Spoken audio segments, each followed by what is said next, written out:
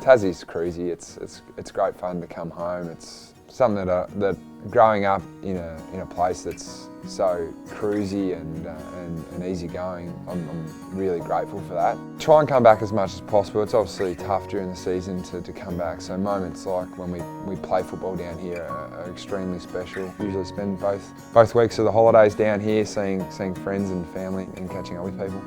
I can remember when I left and moved to Melbourne, I told Mum and Dad that I'd be that filthy if they sold this house, but it's a part of moving on. You've got so many memories here and you're so emotionally attached to it. Just memories of growing up, and every sort of square inch of the property and the house has a different memory to it. We have the annual Boxing Day test here, not the real one, but the Bell Reeve version, where we get a few of our mates around to play cricket in the backyard. Dad mows the pitch and starts repairing it, and yeah, Mum painted the cricket theme here.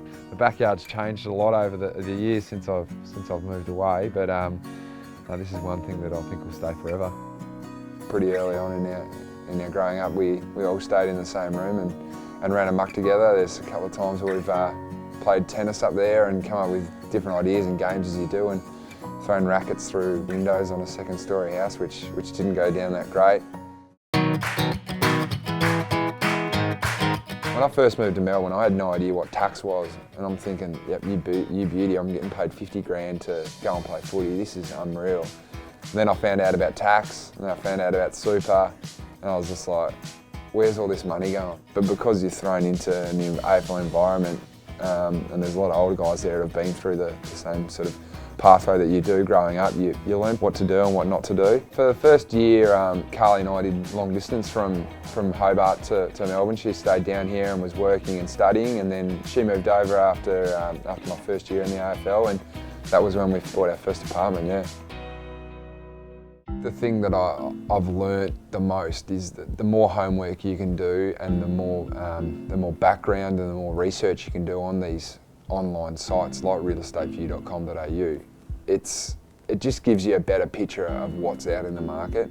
Having sort of no really property knowledge or anything like that, I was going in blindfolded like a lot of first home buyers are. I probably, if I had my time again, I would have probably waited around and watched the market for a little bit more, but it was so exciting getting into the property game that I jumped on the opportunity.